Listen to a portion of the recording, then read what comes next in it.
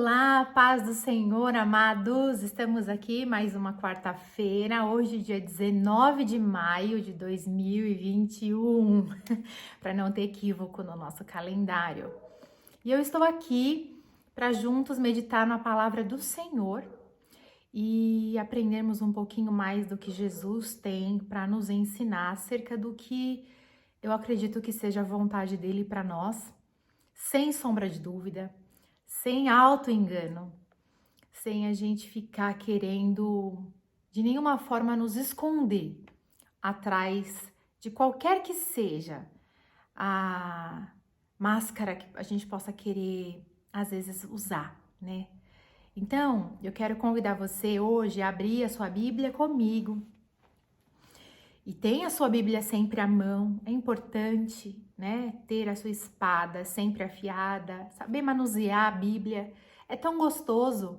Às vezes a gente fica tão assim, viciado nos aplicativos, né? Você coloca lá no... Eu não sei nem usar direito. Esses dias eu baixei uma Bíblia aqui no meu iPad para tentar me aperfeiçoar um pouco para facilitar as minhas pregações, né? Porque eu sempre uso muito papel. Pensando ecologicamente, e até mesmo porque a minha Bíblia vira uns calhamaços, assim, de tanto papel que eu vou colocando dentro. Eu falei, não, eu vou virar uma pessoa mais tecnológica. E eu tenho o recurso aqui, já tinha o instrumento, eu falei, eu vou usar. E baixei a Bíblia aqui no meu iPad. Amados, eu não sei nem procurar os versículos aqui, é horrível. Agora, se você me der ela, eu sei manusear, porque eu sempre gostei muito disso. Eu acho importante você também ter esse hábito de manusear a Bíblia sem medo de errar, porque conforme você vai fazendo, você vai procurando os versículos, e ainda mais no culto que é gravado, nessa mensagem gravada, você tem tempo de pausar, procurar o versículo e você se encontrar com a sua Bíblia. E a sua Bíblia, eu falo que a minha Bíblia, ela já fala, quando eu penso no versículo, ela já vem abrindo para mim, porque você gera intimidade e manejo com ela. Crie esse hábito, amém? Gastei uns minutinhos aqui para falar algo importante. Apocalipse, capítulo 3. Tem gente que já tem até medo de abrir em Apocalipse, né? Não tenha medo do livro de Apocalipse.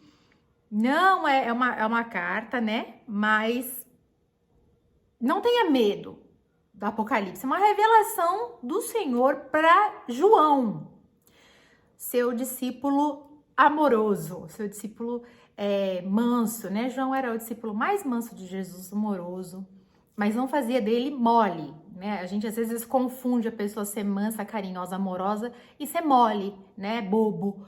Ou até mesmo Pedro, que tinha o ânimo mais forte, mais desconfiado em ele ser um brucutu, né? E ele não, nada disso. Abra em Apocalipse capítulo 3. E eu quero ler com você. Todo mundo acha que eu vou pregar na igreja de Filadélfia, né? Que é só coraçãozinho que sai pela lateral da tela. Não, hoje eu vou falar sobre a igreja de Sardes. Uma igreja que recebe uma exortação séria do Senhor. E eu recebi essa palavra do Senhor exatamente para que seja uma admoestação. Para que nós venhamos realmente, nos observar, todos nós, né? Porque estamos na caminhada com Jesus e às vezes a gente tende a achar que é para o outro e não é para mim. Preste atenção. Ao anjo da igreja em Sardes escreve. Quando ele fala ao anjo da igreja, ele direciona a carta ao pastor, ao responsável, ao anjo da igreja, aquele que tem a liderança da igreja, para que ele tome as providências acerca de todo o rebanho.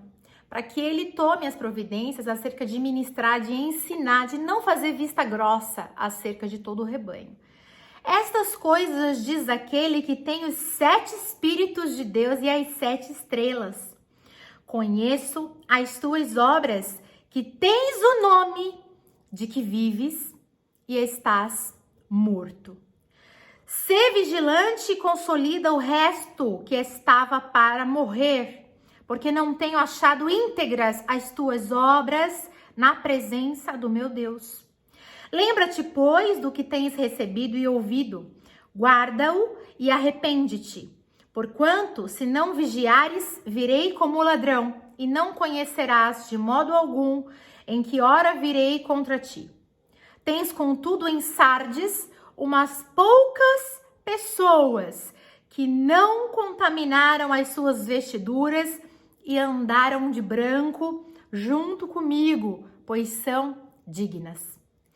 O vencedor será assim vestido de vestiduras brancas e de modo nenhum apagarei o seu nome do livro da vida. Pelo contrário, confessarei o seu nome diante de meu Pai e dos seus anjos. Quem tem ouvido, ouça o que o Espírito diz às igrejas. Eu acredito que logo que você termina de ouvir a leitura de Sardes, você fala, eu sou um dos poucos dignos. Você não se enquadra entre um dos mortos-vivos, né? É séria essa denúncia de Jesus, né? Mas hoje, não poucas vezes, eu sou procurada por algumas pessoas, e acredito que muitos pastores também, não só comigo acontece, mas assim, por que não acontece a bênção na minha vida? Por que não acontece, as promessas não se realizam, por que demora tanto? E a minha resposta é sempre a mesma. Mas você tá como, né? Porque a gente tá com a mesma prática.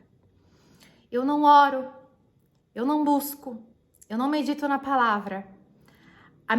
Meu momento de intimidade com Deus ou de realmente abrir a Bíblia é na igreja durante a pregação para eu acompanhar a ministração. O meu momento de oração com Deus é no meio de um ajuntamento, quando eu dou uns glória a Deus mais alto para avivar a coisa. Eu não obedeço a palavra literalmente, eu obedeço na parte que me convém.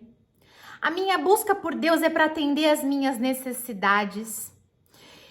A minha mente é uma oficina do diabo, eu penso tudo e mais um pouco acerca das pessoas e até mesmo de mim, e eu fico fazendo projetos infindáveis acerca do que eu quero, e a minha vida ela é um manancial de fonte sobre mim e não sobre Deus. E eu fico nessa montanha russa acerca do que eu tô acostumado, do que eu aprendi, tá bom, esses louvores que eu já estou acostumado a fazer e nada mais, eu não vou além, eu não consigo romper a barreira da mesmice, eu não consigo nem ter a prática de ir à igreja, até as minhas orações são repetitivas. Se eu vou agradecer o alimento de manhã e eu agradeço à noite, a oração é a mesma, porque eu não consigo nem, virou uma reza, tudo virou igual, mas eu quero as bênçãos de Deus. Eu acho que porque eu vou na igreja, porque eu estou dentro do templo da casa de Deus, e eu já cansei de falar sobre onde é o templo, o que é a igreja, mas as pessoas insistem em dizer eu vou na igreja lá adorar a Deus. Esquece que a adoração é ato contínuo no coração. E continua nessa coisa que parece que não cresce, não expande a mente, não se transforma. Eu digo que amo a Deus, mas eu amo a Deus numa relação vertical e eu não amo o corpo de Cristo. Eu amo as pessoas, mas eu amo até aqui, mas quando elas passam do lado de cá, eu já não amo mais, eu já não gosto que fale assim comigo, eu já começo a colocar tantas barreiras porque eu não amo o corpo de Cristo. E afinal, o que é o corpo de Cristo? Paulo, ele de forma reiterada, ele fala em diversas cartas, em Romanos, em Coríntios, em Efésios, ele fala que nós somos um corpo assim bem ajustado, nós precisamos ter a consciência de que somos vários membros e que eu sou parte do corpo assim como você, e que para formarmos o corpo de Cristo é a junção da minha vida com a sua vida, e não é qualquer pessoa, são aqueles convertidos em Cristo Jesus. Esses formam o corpo de Cristo. Então, às vezes, a sua boca declara uma coisa que o seu espírito não vive. Talvez você não seja um convertido, você não nasceu de novo. Você não nasceu de novo em espírito e em verdade. E isso precisa acontecer para que você ame o corpo de Cristo e você pare de guerrear com a causa de Deus. Porque eu vejo pessoas pleiteando isso. Cadê a bênção? Deus não me abençoa, eu não consigo. mas não faz nada. Ou pelo contrário, aí se mete em cursos teológicos. Vou fazer teologia, mas não conhece Deus. Eu vou fazer teologia, mas não tem experiências com Deus, então você vai fazer teologia do quê? Vai estudar o quê? E eu já disse isso, que é uma arrogância do homem querer estudar a Deus. É algo que o Espírito Santo nos conduz e nos revela. Não estou dizendo que não deve ser estudado, mas depois que você já tem intimidade com Deus, uma vez que a sua mente já foi transformada com a renovação do Evangelho e que você entende o que é o Evangelho, e o que é o Evangelho é a boa nova da salvação. Eu vejo que pessoas estão misturando Jesus com Genésio e estão pregando um Jesus que Jesus não é. Jesus é o caminho, a verdade e a vida e que vem para nos libertar e nos libertar das amarras que nós mesmos às vezes fazemos. Jesus quer que você ame o corpo dele. E o corpo dele não aquele que pregaram na cruz, aquele que ele se entregou na cruz, meu irmão. Aquele que ele entregou sem ele nem saber quem era. Por amor. Sem querer saber quem está certo ou errado. Por amor. E aí ele vem e fala assim, olha, será que você está pensando que o Evangelho é isso? É movimento de poder? Ou é movimento de querer bênção? Movimento de querer estudar? Movimento do quê? De uma igreja pode mais do que a outra? Né? Essa igreja está certa e por isso eu vou me levantar e vamos fazer um ajuntamento. Não! É exatamente, eu amo o corpo de Cristo e eu não quero que ele permaneça enganado. Eu quero que eles conheçam o Evangelho, a boa nova do Evangelho. E eu te digo, se você não manusear bem, pelo menos o Novo Testamento, conhecer o Novo Testamento, eu te digo, ele não vai produzir o bom fruto que Jesus se destinou a fazer. Você não vai receber tudo aquilo que ele pode e quer fazer na sua vida pelo simples fato de você saber e conhecer e manuseá-lo. Depende de você.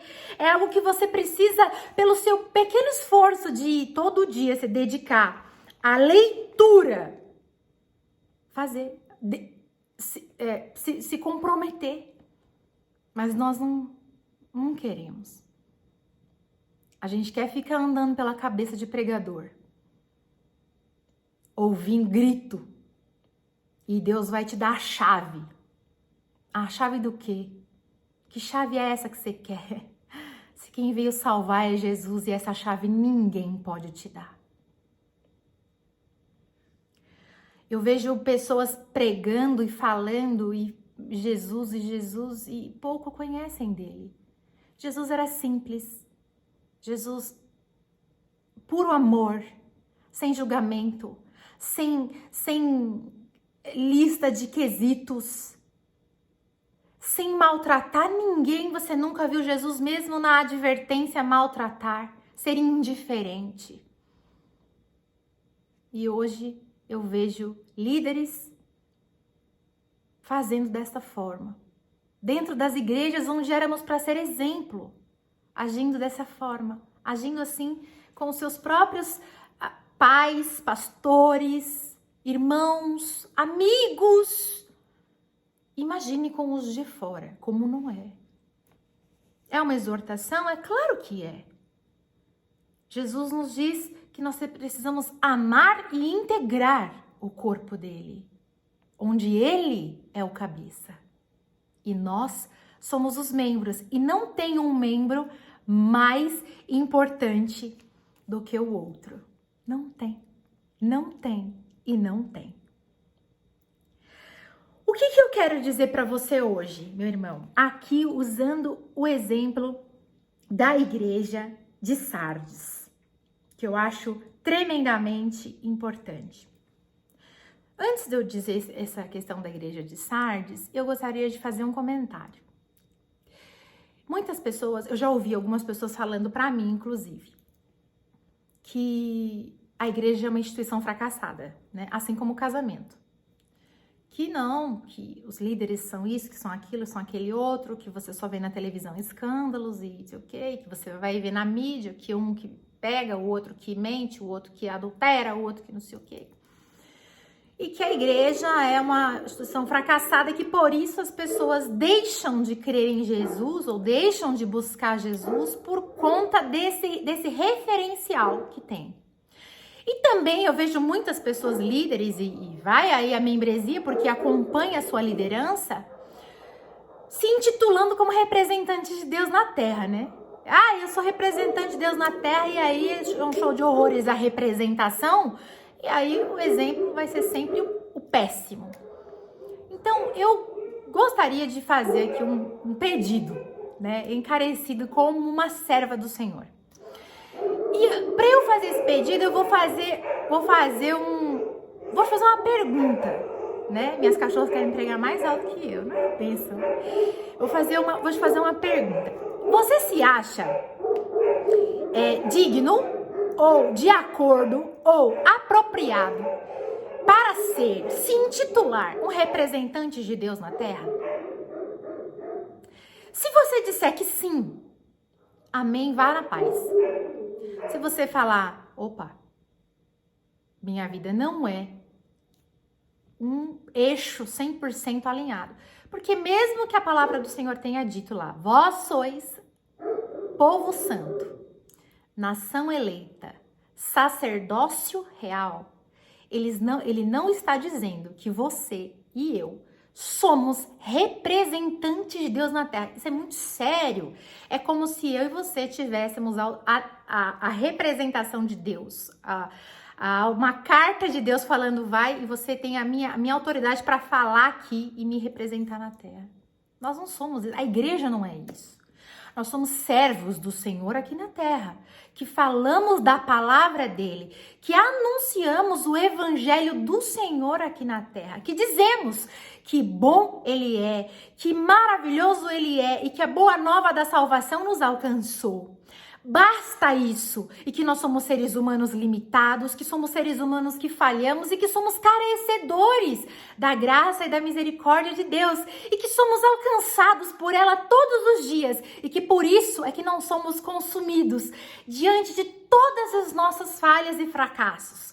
Ele nos ama, ele nos perdoa, ele nos acolhe, e isso nos basta, e isso nos faz ser gratos e querer falar dele, querer pregar a mensagem e querer dizer que ele é o nosso Deus e que nós o amamos. Agora, dizer que nós somos representantes de Deus na Terra, esse título é sério demais para seres humanos que falham sair por aí se auto-intitulando.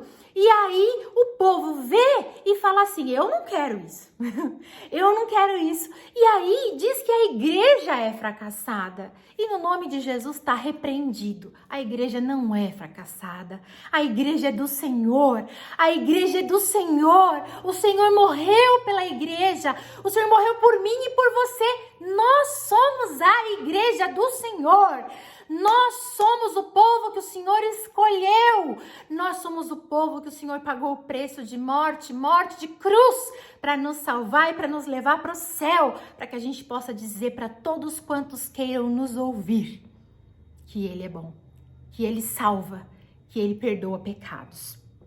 E aí sim, Ele diz assim, olha só, meu irmão, conheço as tuas obras. Jesus diz assim, eu te conheço. Não adianta querer passar um pano, querer me enrolar, querer escapar por aqui ou por ali. Eu te conheço. Que tens nome de que vives e está morto. Esse é o ponto crucial. Tem nome de que vive, mas está morto.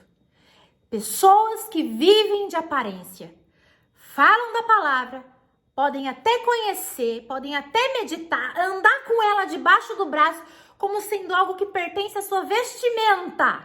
Faz parte de si, eu carrego comigo, para onde eu vou ela está. Mas ela não pertence à minha essência, ela não está enraizada em mim, ela não produz obra viva em mim. Porque quando eu sou colocada em xeque, eu maltrato. Quando eu sou colocada em xeque, Eu produzo obras de morte. A minha palavra é mais cortante do que uma espada afiada. Eu mato ao invés de produzir vida. No nome de Jesus Cristo, você tem que deixar de ser um morto-vivo hoje. Você tem que deixar de ser essa pessoa que vive na morte dentro da igreja e passar a ser alguém vivo e que produz vida na vida de todas as pessoas. De todas e não somente de alguns.